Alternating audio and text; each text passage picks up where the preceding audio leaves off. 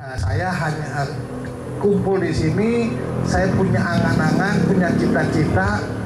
Kapan waktu silahkan teman-teman rembukan, saya siap mensupport ya.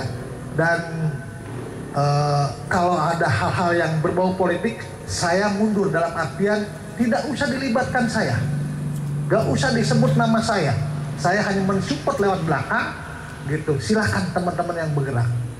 Karena wallahi niat saya adalah saya ingin warga Linus Tunggal, khususnya para anak yatim dan juga mungkin duafa, benar-benar terbantu oleh kehadiran kita semua.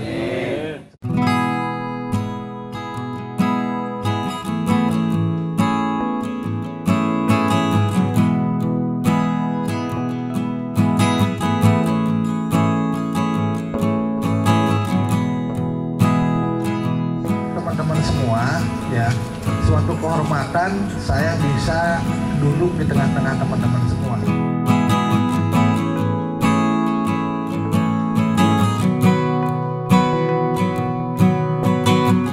Kemudian ya ini sedikit cerita mungkin ya, mudah-mudahan ini menjadi motivasi. Saya tidak akan malu, saya tidak akan sungkan ketika memang itu yang baik, saya juga harus akui. Gitu. Tadi disampaikan sekali lagi, saya bukan siapa-siapa ya. Mungkin masih kalau ada yang seumuran dengan saya, masih ingat dengan saya masa kecil atau mungkin remaja saya bukan siapa-siapa ya. Saya berangkat dari orang yang biasa, orang tua saya juga biasa.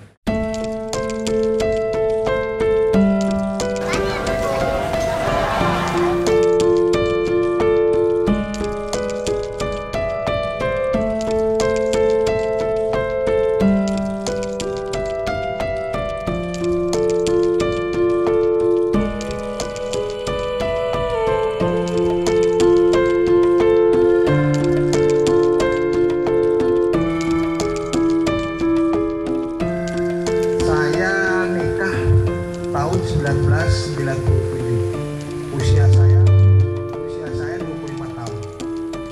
Pada saat itu saya nikah itu posisi saya pengangguran ya, karena orang tua ibu saya sedang sakit. Kalau pacar mah banyak di usia segitu, pacar mah banyak, tapi ada yang khusus satu gitu. Akhirnya orang tua karena kondisi sakit meminta saya untuk secepatnya menikah. Akhirnya bukan terpaksa ya, karena permintaan dari ibu saya menikah di bulan Juni tanggal 30 ya, 30 Juni saya menikah. Posisi nganggur.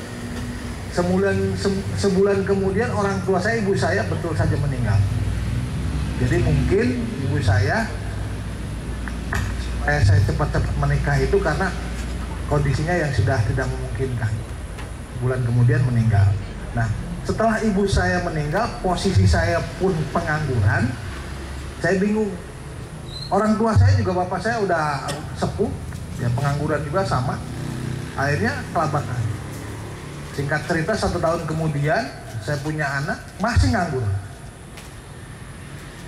nganggur.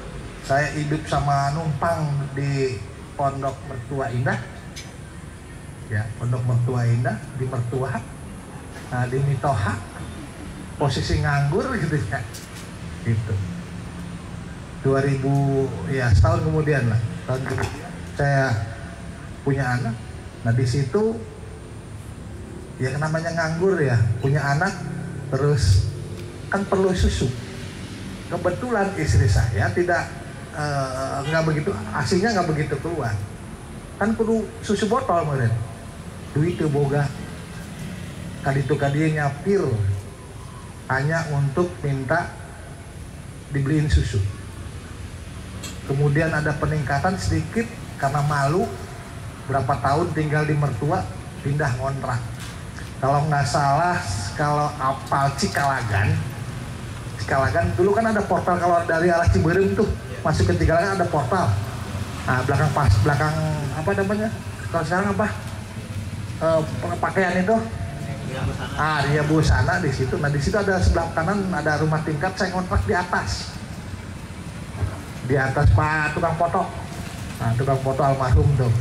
Kontrak di situ 6 bulan.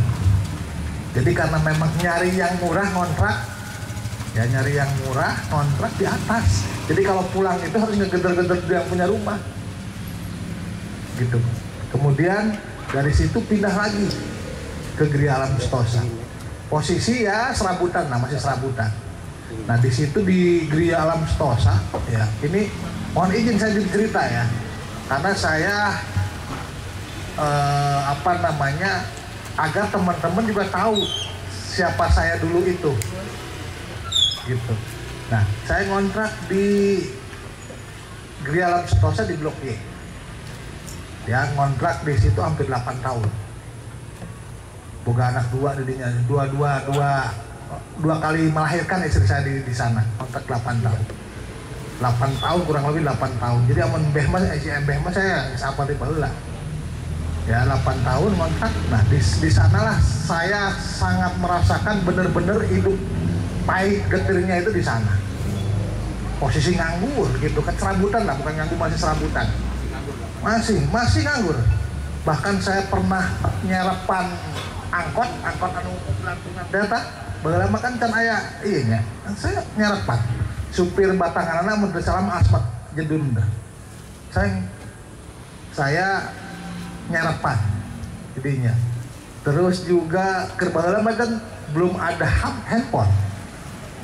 Telepon ge masih telepon koinnya. Nah, masih telepon koin. Yang namanya saya lagi itu udah bener-bener nggak punya uang ya untuk anak istri di rumah. Saya saking teu boga duitna sampai saya nyariin uang, inget banget saya nyariin uang tuh di kolong-kolong bangku. Saya angkat bangku gitu, kali aja ada recehan yang keselip atau jatuh, itu untuk nelpon ke rumah supaya dijemput gitu. Ada yang dapat ya ditelepon dijemput, ada juga yang nggak dapat. Saya akhirnya jalan kaki ke, kalau yang dapat kan saya dijemput. Kalau yang nggak dapat koin untuk telepon, saya berangkat ke adik saya di Taman Rahayu di belakang tuh, di Haji Basri belakang di situ gitu. Nah ini benar-benar luar biasa di sana itu. Nah dari situ sekitar 8 tahun mulai ada peningkatan. Saya nyalon RW di Lingus Nunggal, terpilih walaupun saya di Gria tapi saya terpilih. Di situ mulai ada peningkatan. Nah kalau teman-teman mendengar cerita saya sangat miris lah. Mungkin teman-teman sekarang lebih enak daripada saya. Ya lebih enak daripada saya. Nah itu belajar dari pengalaman pahit tersebut, akhirnya saya kemudian menjadi RW ya. Nah dari situ saya kenal dengan salah satu anggota dewan pusat. Beliaulah yang mendidik saya untuk selalu berbagi dengan yatim. Kurang lebih tahun 2012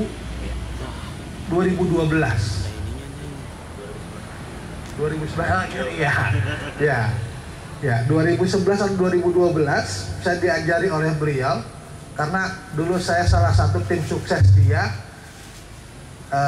di partai politik ya. Saya mau disebutkan salah beda warna ya. Jadi tapi beliau saya apresiasi lah, di beliau yang mengajarkan saya ketika dia ingin kunjungan ke salah satu desa di Kecamatan Cilengsi, selalu berpesan kepada saya, Jun, saya mau berkunjung ke desa anu, tolong siapkan anak yatim sekian. Nah di situ saya nambahin, karena ada duit juga sedikit gitu, saya nambahin. Misalnya 20 disuruh disiapkan 20, saya nambahin 10 jadi 30, atau mungkin saya nambahin 5 jadi 25. Nah sekian kurang lebih 2 tahun, karena saya dicalonkan oleh partai tersebut tidak lolos, akhirnya Bupati Bogor pada saat itu Pak Rahmat Yasin ngambil saya untuk calon di partai yang sekarang, yaitu Partai Persatuan Pembangunan. Tapi disebutkan ke saya karena saya pakai gitu kan sebenarnya. Ya di situ saya menjalankan diri. Nah permasalahan yang timbul ketika saya pisah dengan salah satu guru saya tersebut adalah yatim, karena sudah rutin itu tiap bulan. Saya berpisah, jadi saya bingung. Ya kan, karena itu rutin, sudah kebiasaan rutin. Ya, misalnya 30 orang sebulan teh, saya paling sanggup 10, ya 20 orang ini kemana nih anak-anak gitu. Akhirnya dengan niat masa saya nggak bisa. Akhirnya saya optimis, yakin, ya bismillah bisa. Walaupun rupiahnya mungkin lebih kecil, tapi enggak sih sama. Ya rupiahnya sama. Apa yang diberikan oleh rekanan saya tersebut sama. Gitu. Terus 30 nambah sampai sekarang alhamdulillah. Dan itu mungkin dari tahun 2013 atau 2012. 2013 lah. 2012 ya. 2013 saya lupa. Alhamdulillah sampai sekarang. Kemudian pemilihan 2014 ya, 2014 pemilihan saya terpilih. Nah, di situ ya saya terpilihnya itu apa? Salah satunya adalah saya sering menyantuni anak yatim. Berkah dari, dan saya sangat yakin. Makanya jangan heran ketika masalah yatim saya diminta bantuan, insya Allah ya Rp1, Rp2 insya Allah saya bantuin. Seperti itu. Karena apa? Saya sudah merasakan banget gitu. Saya sudah merasakan banget apa yang sekarang disebutkan tadi oleh Kak Tono. Saya pernah menjadi dewan, saya sekarang ketua KONI, Esko PSSI Jawa Barat gitu, Persib tetah urusan ading saya gitu. Persib segala bola Jawa Barat mah urusan ading saya. Itu semata-mata, dan saya meyakini sekali karena saya sering berbagi. Jadi kesimpulannya adalah ya, teman-teman, saya meyakini ketika teman-teman serius dalam hal ya berbagi dengan anak yatim ini, saya yakin dan optimis teman-teman juga bisa seperti saya. Gitu ya, harus percaya. Sekali lagi ya, walaupun saya bukan siapa-siapa, saya hanya mungkin kebetulan saja sekarang jadi ketua KONI, jadi ini dan sebagainya, itu dari yatim ya. Jadi buat teman-teman ya, tetap semangat ya, terus yakinlah Allah akan selalu bersama kita ketika kita tulus. Yakin, harus yakin, insya Allah lah gitu. Dan kemudian juga sekarang ini karena kita sudah beberapa kali sebenarnya ketemu, tapi untuk dalam hal yang lebih formal sekarang ini baru sekarang ya, secara formal ini baru sekarang. Dan insya Allah saya berjanji dan berikrar dalam diri saya, ketika teman-teman perlu bantuan saya, insya Allah saya siap membantu sebisa dan semampu saya ya.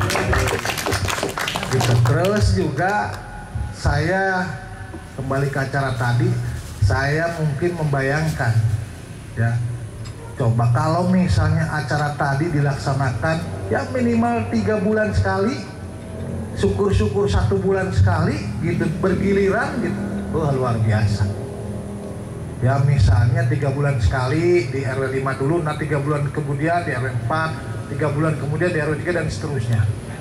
Saya punya cita-cita seperti itu untuk di Limus Nunggal. Syukur-syukur Pasir-Angin bisa mau bergabung dengan kita. Coba ya. Tujuannya adalah ingin mengetuk kepada saudara-saudara kita yang belum terketuk hatinya untuk membantu anak yatim. Gitu. Tadi juga ketua TPD, saya cerita banyak lah dengan ketua TPD ya. Karena corona mungkin pendapatannya mulai menurun. Ya mudah-mudahan dengan selesai corona ini kembali pulih, termasuk hal-hal untuk berbagi kepada anak yatim. Ya, saya hanya kumpul di sini, saya punya angan-angan, punya cita-cita. Kapan waktu silahkan teman-teman rembukan, saya siap mensupport ya. Dan kalau ada hal-hal yang berbau politik, saya mundur dalam artian tidak usah dilibatkan saya. Gak usah disebut nama saya hanya mensupport lewat belakang gitu. Silahkan teman-teman yang bergerak, karena wallahi niat saya adalah saya ingin warga Lingus Tunggal, khususnya para anak yatim dan juga mungkin duafa benar-benar terbantu oleh kehadiran kita semua. Seperti itu. Dan itu mungkin teman-teman semua, sekali lagi saya ucapkan terima kasih dan tetap semangat ya teman-teman. Memang orang-orang yang luar biasa, orang-orang pilihan yang dipilih oleh Allah Subhanahu wa Ta'ala untuk memperhatikan orang-orang, anak-anak yang memang perlu perhatian dari kita.